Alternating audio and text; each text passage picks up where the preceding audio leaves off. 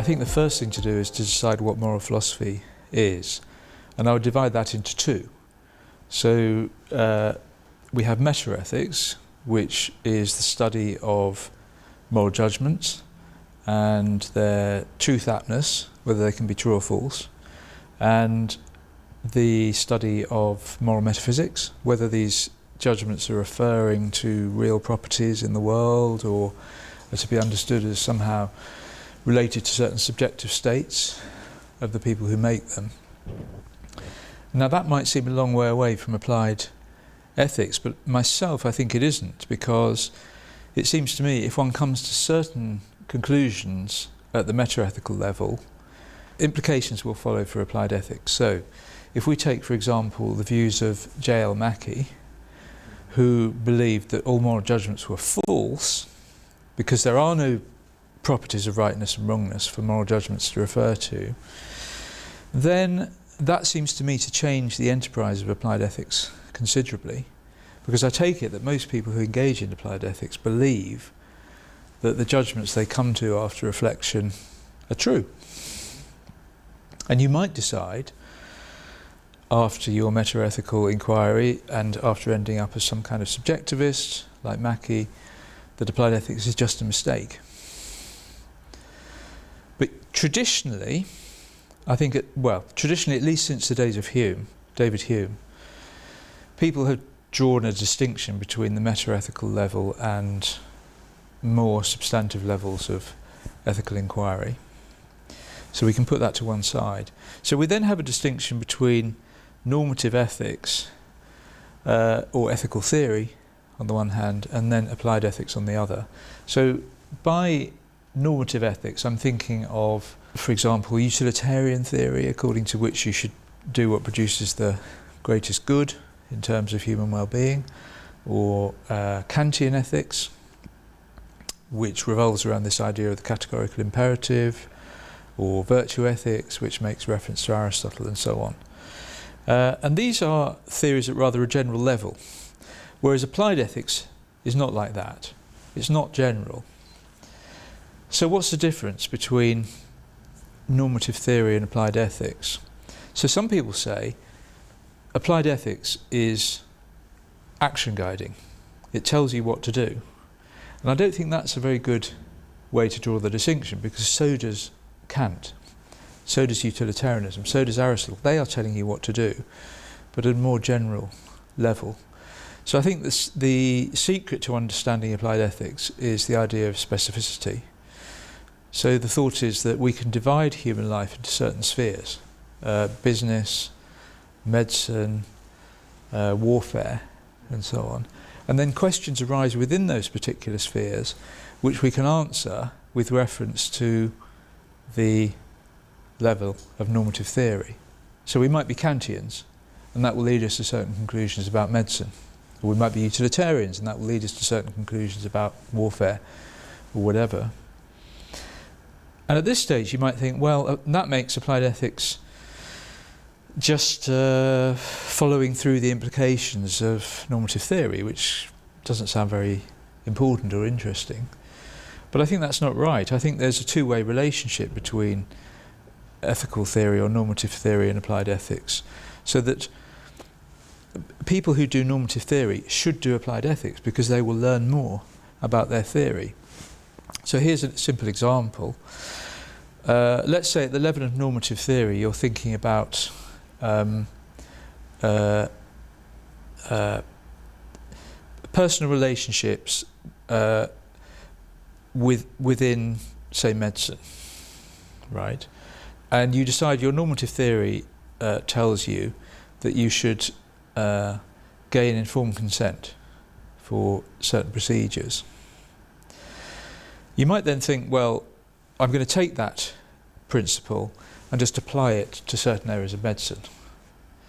So you start applying it to psychiatry, and you find out that actually psychiatric disorders are very various and very complicated and very hard to understand. And what will happen is that you will, through reflection upon the nature of certain psychiatric disorders, come to a better understanding of what consent involves and what informed consent involves. So I think there's feedback from applied ethics to normative theory. Obviously there is also reference the other way as well, so I think sometimes it's fine to take your normative theory and see what it says about a certain area. But I think in general the thing to hang on to is the idea that normative theory and applied ethics are closely related and the boundary between them is not at all clear.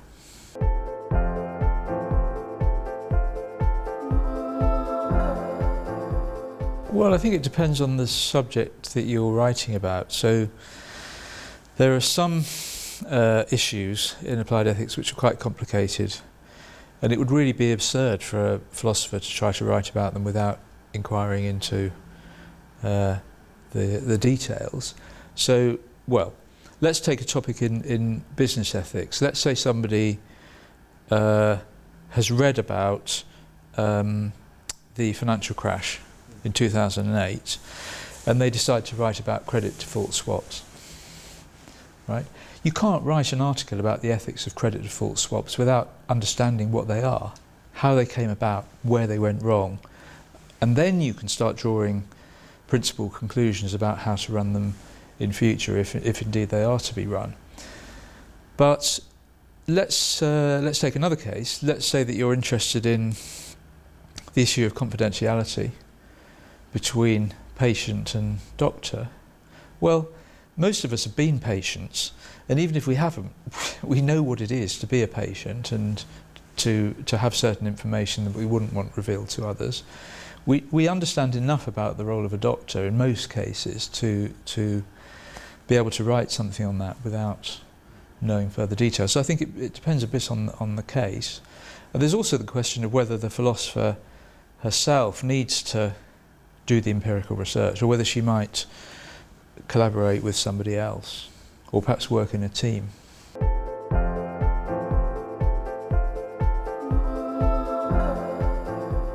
Many people would say not, because it all happened in the past, and you know, even if you think that historical knowledge is valuable, then it's got no relevance to now because things have changed and so on. That shows such a lack of historical understanding, it's almost unbelievable. I mean, we only got to the place that we're now at through past events.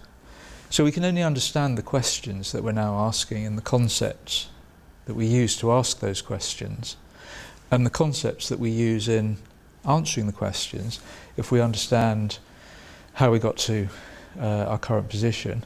So I think the history of philosophy is hugely important in that respect.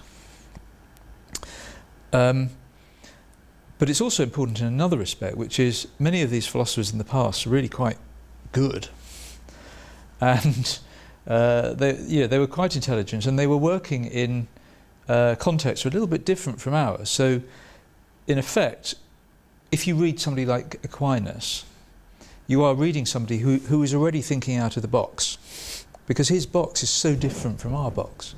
So there's no need for us to think out of the box sometimes. We can just go and read Plato, Aristotle, Aquinas, Hobbes, or whoever it is, and they're thinking in a completely different way.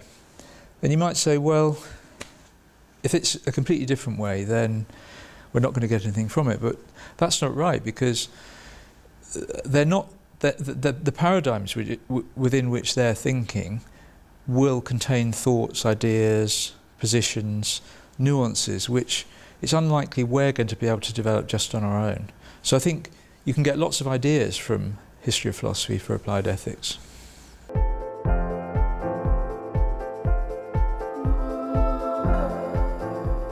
I mean, we could talk for a long time about what the analytic style is and what the difference between analytic and continental philosophy is. So, I mean, Tim Williamson, whose honorary doctorate I've just seen awarded, once said to me that the real difference between analytic and continental philosophy is where it is written and who's referenced in the footnotes. So Wittgenstein turns out to be an analytic philosopher because he thought in Cambridge. You know, if Wittgenstein had written his philosophy in all in Vienna or Germany, then maybe he would count as a continental philosopher. If Wittgenstein wasn't addressing issues raised by Russell, the same. So I think there's a serious question about what the real difference is meant to be. Now, the characteristic virtue of analytic philosophy is meant to be clarity. Well, you don't need to know much about analytic philosophy to know that a great deal of it doesn't exemplify that virtue. But if what you mean by the analytic style is an attempt at clarity, conceptual clarity, clarity in formulating one's questions, and clarity in the answers to those questions, and following through the implications of those questions and linking them up with other questions, obviously I think applied ethics should be done in the analytic style. But that's not to say that analytic applied ethics wouldn't have much to learn from authors in the continental tradition. For example, well, authors usually thought of as within the continental tradition, for example, Schopenhauer or Hegel or Sartre.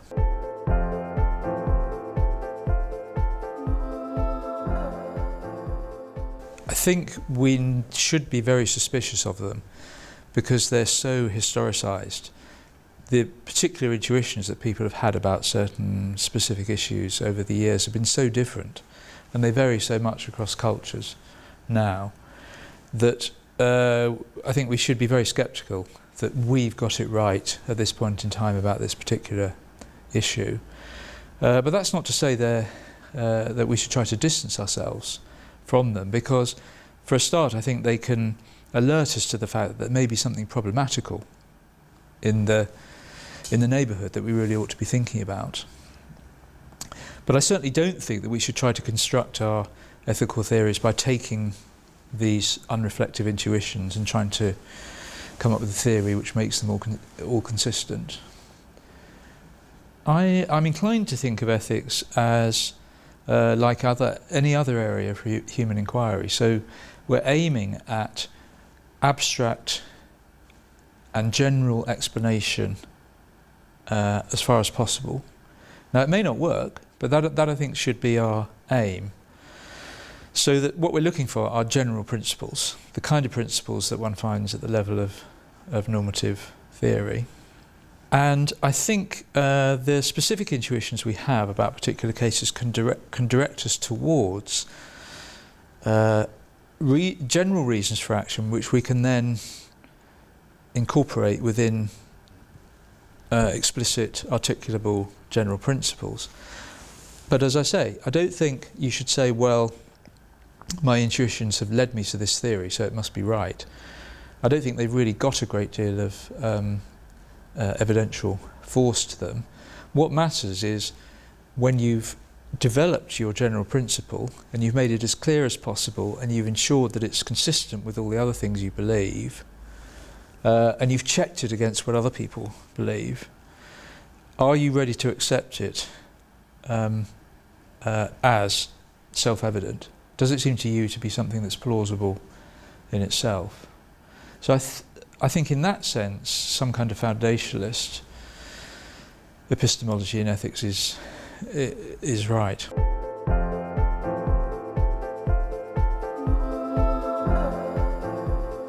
Yeah, I mean, I do think disagreement is a serious problem, and it seems to be a level of disagreement that doesn't disappear after reflection. So sometimes disagreement takes place between people because one party hasn't thought through what they really think and then they can agree. That doesn't seem to be the case in philosophy. So should we give up? Is it a waste of time? No, I don't think so, because first of all, there are certain traditions in philosophy which have developed in ethics and elsewhere, and these have made progress. So we now understand more about Kantian ethics than certainly Kant's contemporaries did, perhaps even Kant.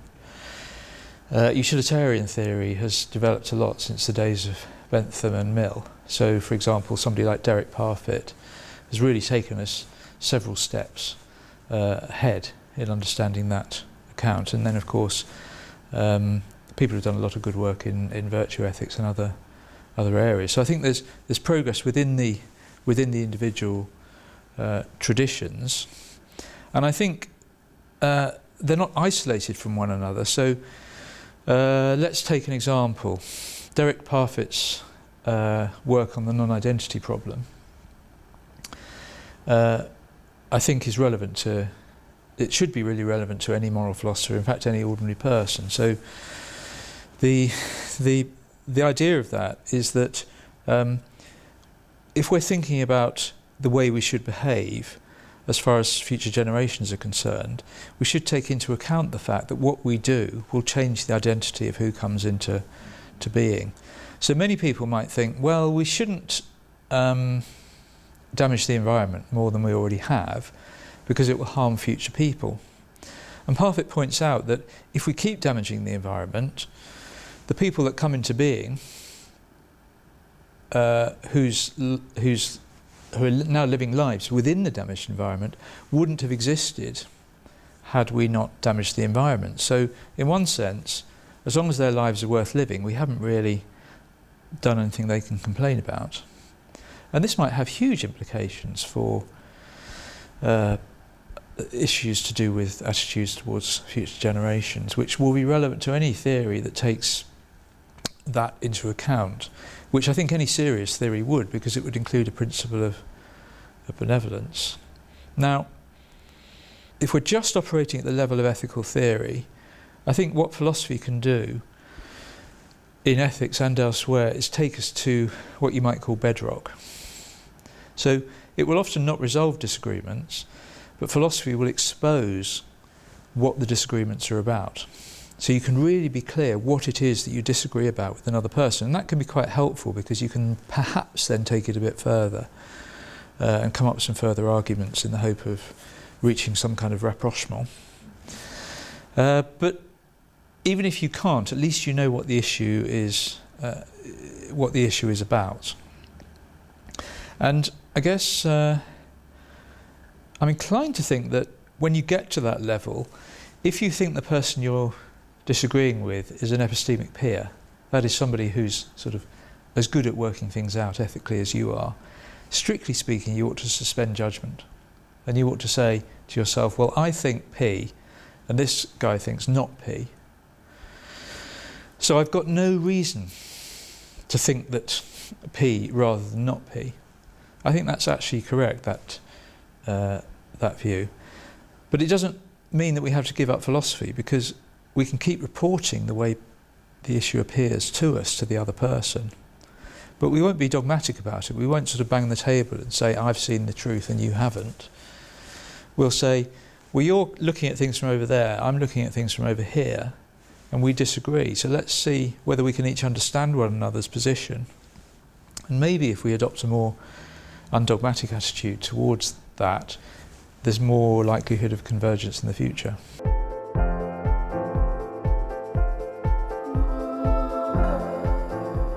Well, as I was saying before, I don't think a priori one can say exactly how far any revision should go. It's just one should start with a sceptical attitude towards common sense morality. So my own view is that we ought to be radically revisionary, and when we're doing philosophy, essentially avoid the concepts central to common sense morality, including fundamental moral concepts like rightness and wrongness and the moral ought, virtue terms, the ideas like blameworthiness and so on, mainly because these are concepts which have their place in a practice for social coercion, which has its origins in evolution. So it's very easy to see why morality as a system of social coercion has developed. It's very useful. It has survival value. But it has survival value only if you're brought up to take it seriously, and it's very difficult to distance yourself from those concepts and what they involve. Also, so somebody might say, well, that's crazy because moral philosophy is to do with asking questions about morality. So if you give up the moral concepts, then you're giving up moral philosophy. I don't think that's right, because it seems to me what we're essentially trying to do in normative ethics is to find out what reasons we have to act one way or another. So all we need is the concept of a reason to start with, and then we should bring in other concepts as appropriate. So for example, it seems to me it would be a very odd ethics that didn't include the notion of suffering.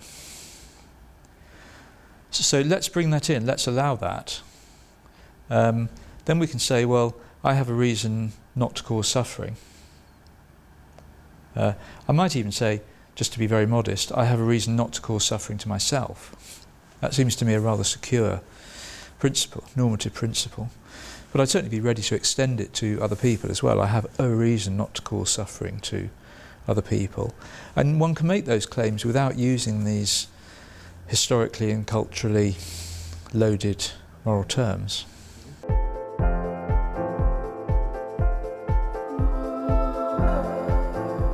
One thing I do remember from the visit in 1993 was that there was a sense of newness and strangeness still in the country, and a sense of maybe excitement and also unsureness about where the country was going to go. And I don't really detect that now. I think people are fairly clear about, on the whole, it seems, where the country is going. It's going in the way that most Western countries are. As far as the philosophy goes, it's like I haven't been away.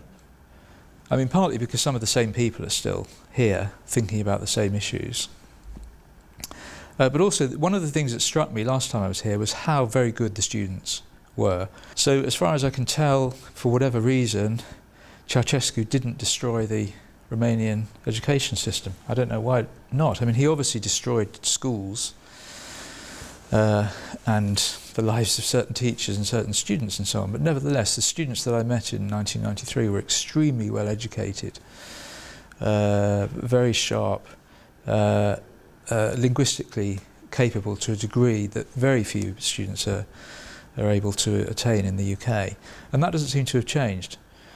And there's also still this receptivity, I think, in Romanian culture, which I think rather aligns to British culture in some ways, that you're sort of ready to, you've got attachment to your traditions, but you're also ready to look outside and take in from outside what you think might be valuable, and I'm glad to see that still remains.